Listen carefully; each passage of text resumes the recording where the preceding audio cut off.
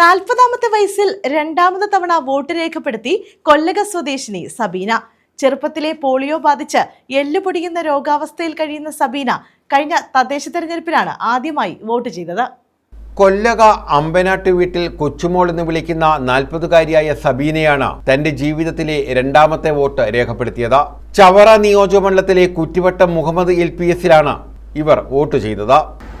കൊച്ചുമോളുടെ ഇപ്പോഴത്തെ അഭിപ്രായം എന്ന് പറഞ്ഞ് ഈ ഇലക്ഷനെ പറ്റി. ഇത് നമ്മുടെ UDF അധികാരത്തിൽ വരണം. അതേ ബാല്യത്തിൽ തന്നെ പോളിയോ രോഗം ബാധിച്ച് എല്ലുപൊടിയുന്ന രോഗാവസ്ഥയിലെത്തി പൂർണ്ണമായും കിടക്കയിൽ കഴിയുന്ന സബീന കഴിഞ്ഞ പഞ്ചായത്ത് തെരഞ്ഞെടുപ്പിലാണ് ആദ്യമായി വോട്ട് ചെയ്തത്. വോട്ട് ചെയ്യാൻ പോകണമെങ്കിൽ സൂക്ഷ്മതയോടുകൂടി ഇവരെ എടുത്തുകൊണ്ട് വേണം ബൂത്തിലെത്തിക്കേണ്ടത്. മായ ഷാനവാസ് മുനമ്പത്താണ് സബീനയെ അമ്മയ്ക്കൊപ്പം സൂക്ഷ്മമായി എടുത്ത് കാറിൽ 2 കിലോമീറ്റർ ദൂരെയുള്ള പോളിംഗ് ബൂത്തിൽ എത്തിച്ച് വോട്ട് രേഖപ്പെടുത്തിച്ചത്. News bureau, Karunagappally.